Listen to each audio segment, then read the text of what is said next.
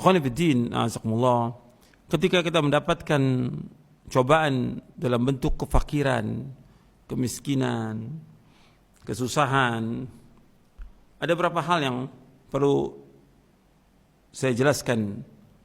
Yang pertama, ikhwani fiddin, azakumullah, kita wajib husnuzan kepada Allah. Kita harus berbaik sangka kepada Allah, karena apa yang Allah takdirkan buat kita itu yang terbaik buat kita. Dan ketika Allah mencoba kita, menguji kita, Allah Maha tahu tentang kondisi kita. Sesulit apapun, sesusah apapun, sepakir apapun kita, semiskin apapun kita, tetap Allah tahu. Adukan semuanya kepada Allah dan berbaik sangka kepada Allah. Dan Allah itu Arhamur Rahimin. Allah Maha penyayang, Maha pengasih dari semua yang ada. Kemudian yang kedua, yaitu kita tawakal kepada Allah SWT. Tawakal kepada Allah. Serahkan semua urusan kita kepada Allah. Dan Allah menyebutkan, gantungkan hati kita kepada Allah. Wa 'alallahi fatawakkalu in kuntum mu'minin. Kepada Allah kalian tawakal jika kalian orang-orang yang beriman. Tawakal kepada Allah. Kita wajib tawakal kepada Allah dalam kondisi sulit seperti ini. Kita serahkan semua urusan kita kepada Allah. Jangan kita minta-minta kepada manusia. Dan kita bertakwa kepada Allah. Allah berfirman di dalam surah At-Talaq di ayat 2 dan 3. Allah berfirman, "Wa may yattaqillaha yaj'al lahu makhraja wa yarzuqhu min haitsu la yahtasib wa may yatawakkal 'ala Allah fa huwa hasbuh innallaha balighu amri qad ja'ala Allah likulli syai'in qadra." Allah berfirman dalam surah At-Talaq ayat 2 dan 3, "Wa may yattaqillaha yaj'al lahu makhraja." Barang siapa yang takwa kepada Allah, Allah akan bukakan jalan keluar baginya. Wa yarzuqhu min haitsu la yahtasib, dan Allah akan memberinya rezeki dari arah yang tidak disangka-sangka. Wa may yatawakkal 'ala Allah fa huwa hasbuh, dan barang siapa yang tawakal kepada Allah, maka Allah akan mencukupi keperluannya. Innallaha balighu amri qad ja'ala Allah likulli syai'in qadra. Sesungguhnya Allah melaksanakan urusannya. Sungguh Allah itu telah mengadakan ketentuan bagi segala sesuatu. Surah At-Talaq ayat 2 dan 3. Rasulullah SAW bersabda, "Lau annakum tatawakkaluna 'ala Allahi haqqa tawakkuli la razaqakum kama yarzuqut tayra taghdu khimasan wa taruhu bitana." Nabi bersabda SAW, kalau seandainya kalian bertawakal kepada Allah dengan sebenar-benar tawakal, Allah akan memberikan kalian rezeki sebagaimana Allah memberikan rezeki kepada burung. Yang burung itu pagi dia keluar dalam keadaan lapar dan pulang sore dalam keadaan kenyang. Hadis sahih dari Imam Ahmad, Tirmidzi, dan Nasai dalam Sunan Kubra, Ibnu Majah, dan Hakim dari sahabat Umar bin Khattab radhiyallahu an. Hadis ini disahihkan oleh Syekh Al-Albani dalam silsilah hadis as-sahih di juz yang pertama. Jadi yang kedua, kita tawakal kepada Allah. Yang ketiga, yaitu kita merasa qanaah, ridho dan puas dengan apa yang Allah rezekikan. Betul sempit, dapat tetap rezeki ada. Meskipun punya beras hanya seliter atau setengahnya, tapi kita masih ada. Masih ada yang kita miliki untuk kita jual, untuk makan kita. Kita harus qanaah. Dan tadi sudah saya sampaikan bahwa seorang mukmin itu harus qanaah. Qad aflaha man aslama wa ruziqa kafafan wa qanna Allah bima ata. Nabi bersabda, sungguh berbahagia siapa? Orang muslim. Dan diberikan rezeki cukup, pas-pasan, dan dia qanaah. Hadis sahih riwayat Muslim. Nabi SAW bersabda, "Inna Allah tabaraka wa ta'ala yabtali 'abdahu bima 'ata. Faman radiya bima qasama Allahu lahu barakallahu lahu fihi wa wassa'ahu. Wa ma lam yarda lam yubarik lahu." Rasulullah SAW bersabda, sesungguhnya Allah tabaraka wa ta'ala menguji hambanya dengan apa yang Allah karuniakan, dengan apa yang Allah rezekikan kepadanya. Barang siapa yang redha, dia menerima dengan puas rezeki yang Allah berikan kepadanya yang pas-pasan itu, maka pasti Allah akan memberkahinya dengan meluaskan, melapangkan rezekinya. Dan barang siapa yang tidak redha dengan rezeki yang Allah berikan, tidak puas, maka pasti Allah tidak akan memberkahinya. Hadis sahih diriwayatkan oleh Imam Ahmad dan Baihaqi dalam Syu'abul Iman, disahihkan oleh Syekh Albani dalam Sahih Al-Jami' As-Shaghir. Yang menyebutkan di sini Allah menguji hambanya dengan apa yang Allah berikan. Rezeki kita sedikit, pas-pasan, tapi kita redho, puas, Allah akan luaskan rezeki itu. Tapi ketika kita tidak redho, mengeluh, berkeluh kesah, Allah nggak akan berkahi rezeki itu. Kemudian Nabi juga bersabda SAW, man asbaha minkum aminan fi sirbihi, mu'afan fi jasadihi, indahu qutu yaumi faka'annama hizat lahu dunya. Man asbaha minkum aminan fi sirbihi, barang siapa di antara kalian berada pagi hari dalam keadaan aman pada dirinya, mu'afan fi jasadihi, dan merasa sehat badannya, indahu qutu yaumihi, dia hari itu mempunyai persediaan makanan untuk hari itu aja, untuk besok nggak ada, cuma punya hari ini aja. Faka'annama hizat lahu dunya, maka seolah-olah dia telah diberikan dunia seisinya ini. Bayangkan itu, kita ini merasa aman, nggak ada gangguan, nggak ada musuh, nggak ada rasa takut. Yang kedua, kita sehat dikasih sama Allah. Yang ketiga, kita punya beras atau makanan cukup buat hari ini aja. Besok kita nggak tahu, nggak punya kita. Maka kata Nabi SAW, dia memiliki dunia ini. Hadis ini hasan, diriwayatkan oleh Imam Bukhari dalam kitabnya Al-Adabul Mufrad, Tirmidzi, Ibnu Majah dan selainnya dari sahabat Ubaidullah bin Mihsan Al-Ansari. Hadis ini hasan, dihasankan oleh Syekh Al-Albani dalam silsilah hadits as-sahihah. Kemudian yang keempat, tidak boleh hasad kepada orang lain. Ketika kita kondisi susah, miskin, fakir, pas-pasan, jangan kita dengki pada orang. Karena masing-masing Allah sudah berikan rezeki itu. Allah luaskan, Allah sempitkan. Apa yang Allah takdirkan buat kita itu yang terbaik.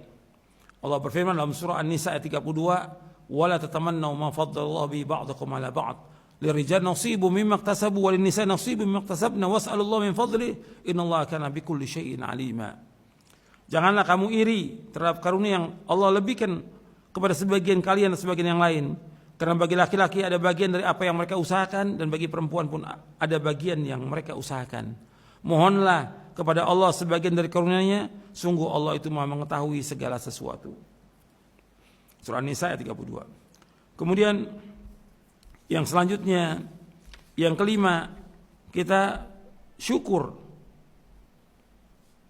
Artinya dengan rezeki yang Allah berikan ini, kita syukuri.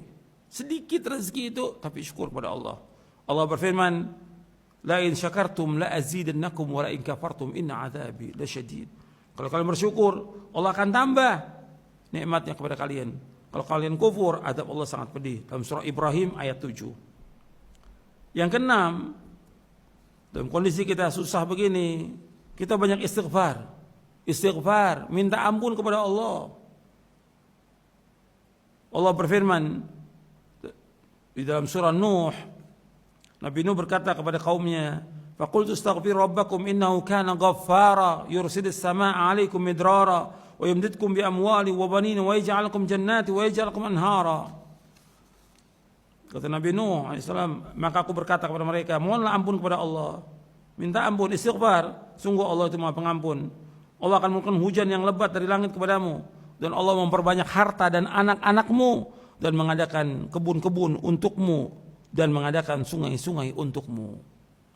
Surah Nuh ayat 10 sampai 12. Kemudian yang ketujuh, kita sungguh-sungguh ibadah kepada Allah. Meskipun kita fakir, miskin, tetap kewajiban ibadah wajib kita laksanakan. Salat 5 waktu. Kemudian juga kita iringi dengan salat-salat rawatibnya, salat-salat sunat, salat malam, berzikir kepada Allah, tetap laksanakan, doa kepada Allah, berbakti pada orang tua, membantu orang-orang yang susah, tetap. Meskipun nggak ada harta, nggak punya apa, dengan tenaga kita. Terus kita laksanakan ibadah. Kalau terus kita beribadah kepada Allah, Allah akan cukupi kita. Nabi bersabda SAW, Allah berfirman, innama hadits qudsi. Kata Allah, ya bena Adam, tafarraq li ibadati amla sadraka ginan wa asudda faqrak. Wa illam taf'al, wa illa taf'al, mala'tu yadayka syugla wa lam asudda faqrak. Nabi bersabda SAW, Allah berfirman, wahai anak Adam, luangkan waktumu untuk beribadah kepadaku, maka aku akan isi dadamu dengan kekayaan, dan aku akan menutupi kefakiranmu. Jika engkau tidak melakukannya, maka aku akan mengisi tanganmu dengan kesibukan, dan aku tidak akan menutupi kefakiranmu. Hadis sahih diriwayatkan oleh Imam Ahmad, Tirmidzi, Ibnu Majah dan Hakim dari sahabat Abu Hurairah radhiyallahu an. Dan disahihkan oleh Syekh Al-Albani dalam silsilah hadis as-sahihah di juz yang ketiga. Di sini Allah menyuruh kita untuk luangkan waktu kita sepenuhnya untuk ibadah kepada Allah. Maka Allah akan penuhi dada kita dengan kecukupan dan akan ditutupi kefakiran kita. Kalau kita tidak lakukan itu, sibuk dengan dunia, sibuk dengan yang lain, nggak sibuk dengan ibadah kepada Allah, Allah akan penuhi kedua tangan kita dengan kesibukan. Nggak akan selesai, sibuk terus. Kemudian Allah nggak akan tutupi kefakiran kita. Ini hadis sahih. Kemudian yang ke-8, ikhwan fillah, kita banyak berdoa kepada Allah Taala, berlindung kepada Allah dari kefakiran. Di antara doa yang Nabi ajarkan sallallahu alaihi wasallam, Allahumma inni a'udzubika minal ajzi wal kasali wal jubni wal bukhli wal haram wal qaswati wal ghaflati wal ainati wal dhillati wal maskana wa a'udzubika minal faqri wal kufri wal fusuqi wasyiqaqi wan nifaq was sum'ati war riya wa a'udzubika minas samam wal bakam wal junun wal juzam wal baras wa sayyi'il asqam. Nabi berlindung kepada Allah, Allahumma inni a'udzubika minal ajzi wal kasali wal jubni wal bukhli wal harami wal qaswati wal ghaflati wal ailati wal dhillati wal maskana wa a'udzubika minal faqri wal kufri wal fusuqi wasyiqaqi wan nifaqi was sum'ati war riya wa a'udzubika minas samam wal bakam wal junun wal juzam wal baras wa sayyil asqam. Ya Allah, sesungguhnya aku berlindung kepadamu dari kelemahan, kemalasan, sifat pengecut, sifat kikir, itu bakhil, pelit, umur pikun, kekerasan hati. Aku berlindung kepada engkau dari kekerasan hati, lalai, berat tanggungan, kehinaan dan kerendahan.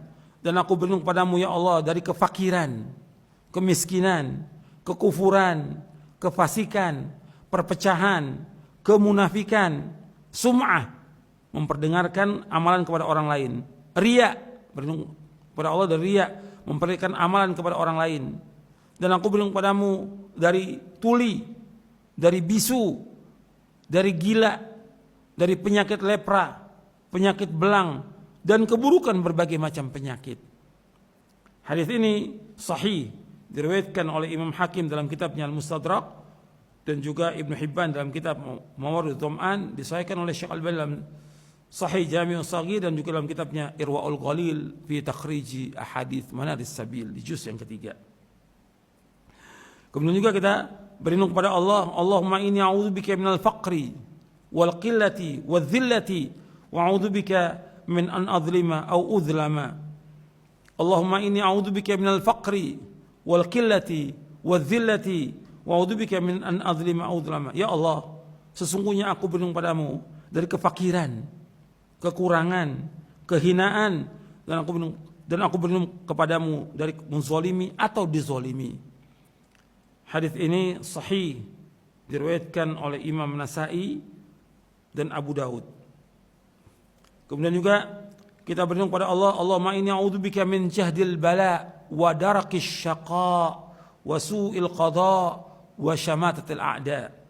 Allahumma inni a'udzubika min jahdil bala wa darakis syaqa wa su'il qada wa syamatatil a'da.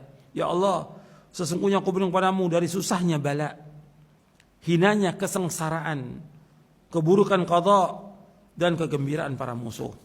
Ini doa-doa perlindungan yang kita bisa baca di waktu sholat kita, di waktu sujud.